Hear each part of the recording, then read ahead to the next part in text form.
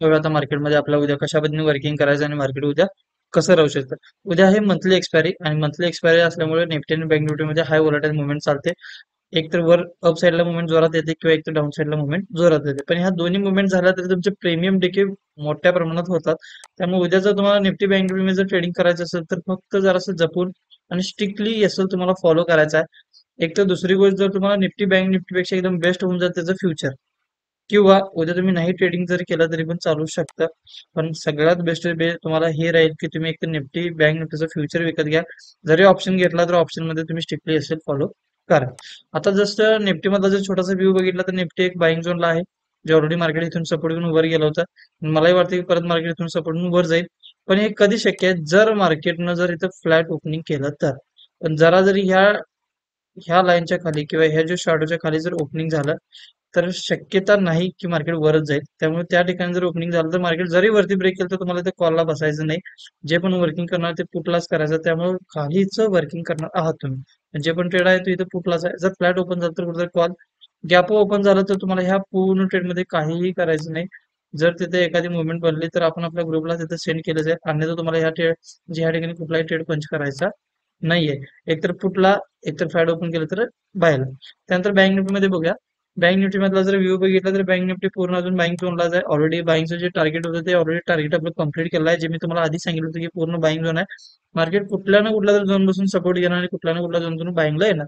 Already बघा तो support zone होता 28,274. 274 नंतर मार्केटनं टच केलं 886. ऑलमोस्ट 700 पॉईंटचा डिफरन्स आहे. 700 पॉईंट त्यानं कॉल साईडला रॅली दिलेला आहे. म्हणजे फक्त आपलं एक प्रिडिक्शन बघा किती पॉवरफुल आहे आणि किती कशा पद्धतीने वर्किंग करत आहे. आणि हा जो पूर्ण तो बाईंग झोन आहे ऍक्ट पण करायला मार्केट किती वेळा रिस्पेक्ट केलं हे तुम्ही बघू शकता. त्यामुळे जस्ट अजून मार्केट जरासं रिस्पेक्ट देण्याचे परत एकदा चान्सेस आहेत.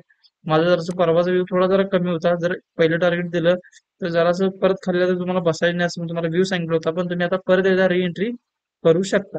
आता रिएंट्री एकतर इथं करू शकता किंवा जर परत यांना जर हाय ब्रेक केलं तर परत तुम्हाला कॉलला पण चान्सेस आहेत. ओके.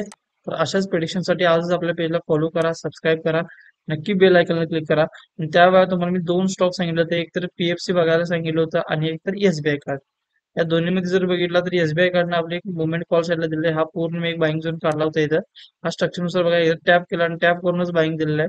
तिथून पीएफसी पण तुम्ही बघितलं असेल तर पीएफसी पण ऑलमोस्ट जरासं म्हणजे जरा साईडवेज होतं.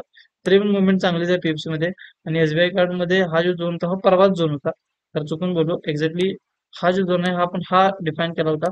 तुम्ही बघितला असाल तर हा एसएल होता. एसएल ला टॅप करायला टॅप करूनच वरती गेलं. जर रिस्क रिवॉर्ड रेशो जर बघितला तर कमी कमी 1:4 ते 1:5 रिस्क रिवॉर्ड रेशो हा एसबीआय कार्डचा निघतो. ओके. आता ह्यानंतर तुमच्यासाठी बेस्ट वे एक तर आहे कोटक बँक. कोटक बँक पण आता बेस्ट आहे बाईंग सेलिंग साईडला. म्हणजे दोन्ही साईडला म्हणतात काही हरकत नाही कारण बाहेर आणि सेल्स यावर स्ट्रॉंग्स आहेत. त्यानंतर इन्फी हे दोन्ही स्टॉक्सवर तुम्हाला त्यावर लक्ष ठेवायचं आहे. त्याच्यानंतर अजून एक स्टॉक्स येतो तो म्हणजे अल्ट्रासाउंड. या 3 स्टॉक्सवर तुम्हाला फक्त उद्या लक्ष द्यायचं आहे. फक्त यात मंथली एक्सपायरी असल्यामुळे जसं हवी तशी मुवमेंट होणार नाही. पण परवापासून तुम्हाला चांगली मुवमेंट देण्याचे चान्सेस आहेत. ओके. आजच आपल्या प्रिडिक्शनसाठी आपल्या पेजला फॉलो करा, सबस्क्राईब करा, बेल आयकॉनला क्लिक करा. आणि नवीन बॅच आपली सुरुवात होते 1 मार्च पासून. तर तुम्हाला शेअर मार्केट म्हणजे काय किंवा ह्याच्या माध्यमातून कसं इन्व्हेस्टमेंट करायचं किंवा हे मी अनालिसिस कसं केलं, कसं बाईंग झोन काढला मार्केटनं त्यालाच का रिस्पेक्ट दिली, ह्या जर गोष्टी तुम्हाला जर जाणून घ्यायच्या असतील तर आजच आपल्या कोर्सला जॉईन करा, एनरोल करा. इन्फॉर्मेशनसाठी आपल्या ऑफिस नंबरला एकदा फोन करा. थँक्यू.